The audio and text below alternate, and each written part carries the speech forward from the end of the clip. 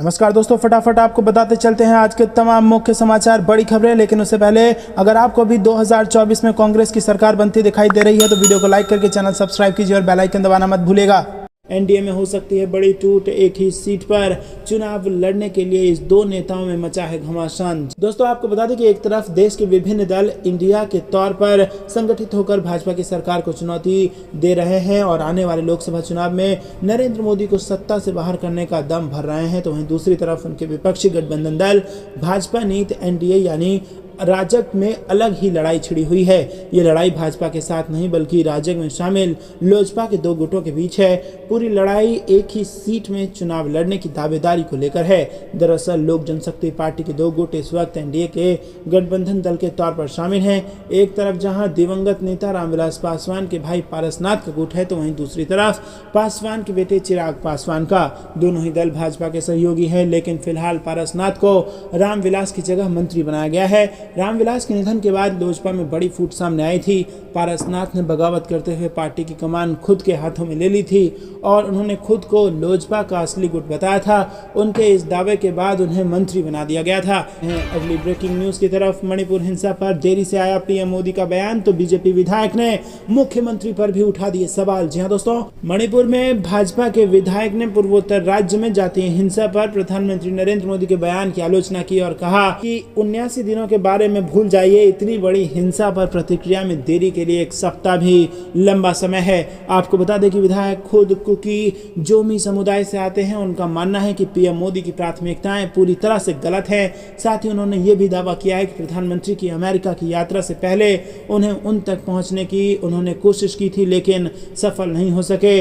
दोस्तों आपको बता दें कि एक इंटरव्यू में उन्होंने कहा कि अंतर्राष्ट्रीय संबंधों के महत्व को नजरअंदाज नहीं किया जा सकता है, लेकिन जहां लोग मारे जा रहे हैं उस मामले को सुलझाने पर भी ध्यान देना चाहिए। मानवता यही है जिसकी कमी है। भाजपा विधायक ने आरोप लगाते हुए कहा कि हमने जनता के प्रतिनिधि के रूप में प्रधानमंत्री से मिलने का समय मांगा था, लेकिन कोई प्रतिक्रिया नहीं मिली और आज तक उन्हें स्थिति की गंभीरता से अवगत कराने के अवसर का हम इंतजार कर रहे हैं। दोस्तों इसी के साथ हाउकेप उन 10 कुकी विधायकों में शामिल हैं जिन्होंने एक पत्र में एन बीरेन सिंह के नेतृत्व वाली राज्य सरकार पर आदिवासी समूह की रक्षा करने में गंभीर विफलता का आरोप लगाया था। उन्होंने प्रदेश में एक अलग प्रशासन की मांग की थी और उन्होंने आरोप लगाया कि 3 मई 2023 को चिन, कुकी, मिजो, जोमी पहाड़ी आदिवासियों के खिलाफ बहुसंख्यक मैती लोगों द्वारा शुरू की गई हिंसा ने राज्य को विभाजित कर दिया है। उन्हें मणिपुर सरकार का मौन समर्थन प्राप्त है। रुक करते हैं अगली ब्रेकिंग न्यूज की तरफ। बीजेपी की डबल इंजन सरकारें हुई फेल, सिंगल इंजन बिहार निकला आगे,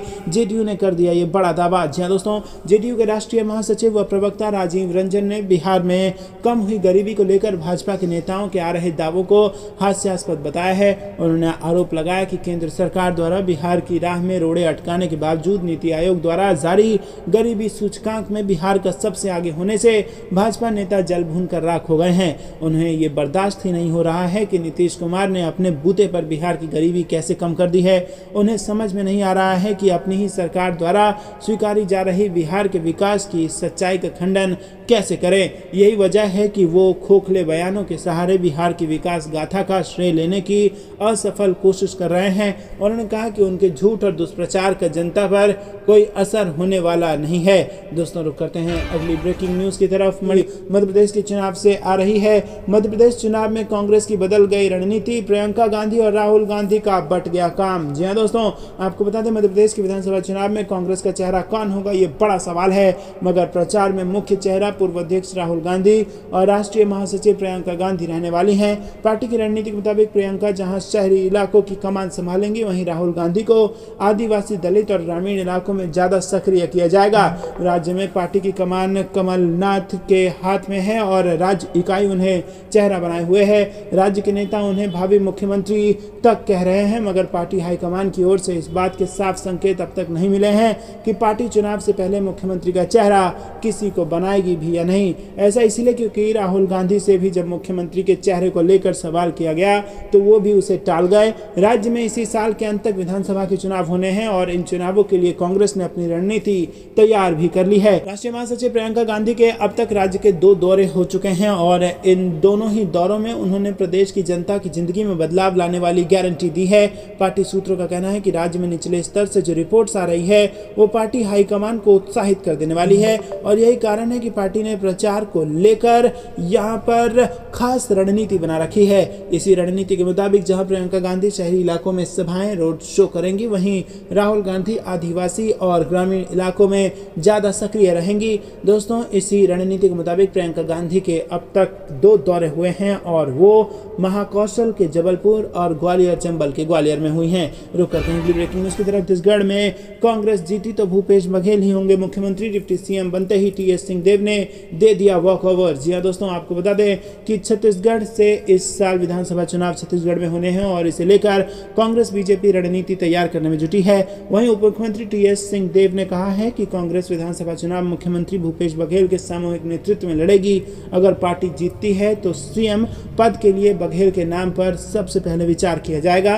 दरअसल भूपेश बघेल और सिंहदेव के बीच लंबे समय से तनातनी चल रही है। सिंहदेव 2018 चुनाव के बाद मुख्यमंत्री बनने की रेस में भी थे और वो भूपेश बघेल के नेतृत्व वाली अपनी ही सरकार के खिलाफ भी मुखर भी रहे। 2.5 साल के सीएम के फॉर्मूले को लेकर सिंहदेव खेमे की ओर से लगातार संकेत दिए जा रहे। सिंहदेव ने 3 साल पहले 2.5 साल के सीएम फॉर्मूले को लेकर बहस तेज की थी। रुक करते हैं अगली ब्रेकिंग न्यूज की तरफ, जो कि इंदिरा नेहरू शास्त्री के देश को खत्म करना चाहती है बीजेपी। चुनावी राज्य राजस्थान में कांग्रेस ने लगाए आरोप। जी हां दोस्तों, चुनावी राज्य राजस्थान में बीजेपी और कांग्रेस के बीच बयानबाजी तेज हो गई है।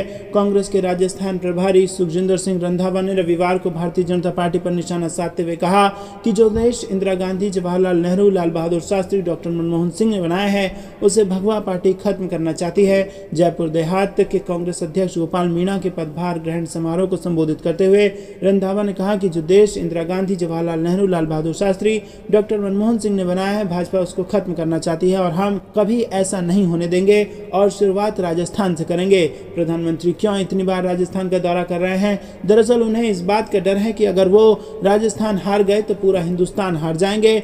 दोस्तों, इसी के साथ उन्होंने कहा कि मेरी भी चुनौती है प्रधानमंत्री साहब, हम भाजपा को यहां से हराएंगे और देश में कांग्रेस की सरकार बनाएंगे। मणिपुर की घटना का जिक्र करते हुए रंधावा ने कहा कि 3 महीने से मणिपुर में क्या हो रहा है, प्रधानमंत्री की ना नींद खुल रही है। मन की बात करते हैं। उन्होंने कहा कि हमको कांग्रेस ने अनुशासन में रहना सिखाया है। हमारी शुरुआत हुई थी महात्मा गांधी से।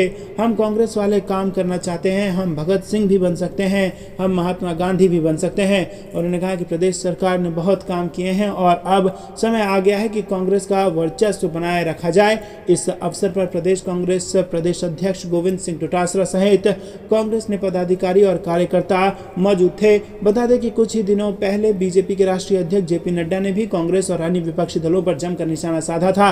रुक करते हैं अगली ब्रेकिंग न्यूज की तरफ। मणिपुर हिंसा और राहुल मामले को लेकर कांग्रेस का मौन विरोध प्रदर्शन। जी हां दोस्तों, कांग्रेस की दिल्ली प्रदेश इकाई ने मणिपुर में जातीय संघर्ष और राहुल गांधी को लोकसभा की सदस्यता से अयोग्य करार दिए जाने के खिलाफ रविवार को यहां मौन विरोध प्रदर्शन किया।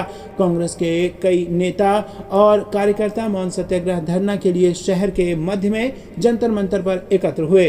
दिल्ली कांग्रेस अध्यक्ष अनिल चौधरी ने कहा कि विरोध प्रदर्शन के माध्यम से कांग्रेस पार्टी आम लोगों को प्रभावित करने वाले मुद्दों को उजागर कर रही है। चौधरी ने कहा कि आप राहुल गांधी की लोकसभा सदस्यता उनका घर छीन सकते हैं, लेकिन वो डरेंगे नहीं। मौन सत्याग्रह के जरिए कांग्रेस पार्टी आम लोगों के मुद्दों को सरकार के सामने ला रही है।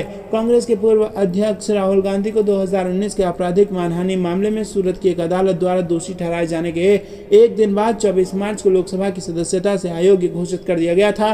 चौधरी ने कहा कि संविधान पर हमले हुए हैं और कांग्रेस संसद के अंदर और बाहर बेरोजगारी तथा महंगाई के मुद्दे उठाती रहेगी। उन्होंने दावा किया कि आज हम अपनी ये मांग उठाने के लिए यहाँ एकत्र हुए हैं कि केंद्र सरकार को उठाए जा रहे मुद्दों पर सवालों का जवाब देना चाहिए। संघर्षग्रस्त मणिपुर की स्थिति की तुलना राजस्थान से करने के लिए भाजपा की आलोचना करते हुए चौधरी ने कहा कि भाजपा को खुद पर शर्म आनी चाहिए। रुक करते हैं अगली ब्रेकिंग न्यूज की तरफ।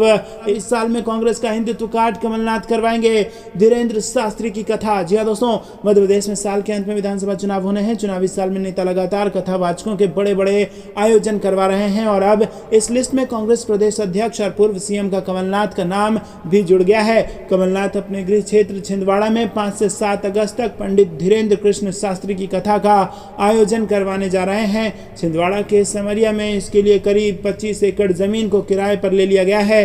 आपको बता दें कि सिमरिया में ही कमलनाथ ने 108 फीट ऊंची हनुमान भगवान की मूर्ति बनवाई है, जिसके साथ ही एक मंदिर भी बनवाया है और इसी मंदिर के पास राम कथा का आयोजन होगा। छिंदवाड़ा की मारुति नंदन सेवा समिति के संयोजक आनंद बख्शी और पूर्व मुख्यमंत्री कमलनाथ, सांसद नकुलनाथ समेत कई सारे इसकी तैयारी में लगे हैं। तो दोस्तों, ये थी दिन भर की सारी जरूरी और बड़ी खबरें। अंत तक बने रहने के लिए बहुत बहुत धन्यवाद। देख रहे थे आपका अपना चैनल। जाने से पहले वीडियो को लाइक, चैनल को सब्सक्राइब और बेल आइकन दबाकर कमेंट में लिखिए जय हिंद, जय भारत।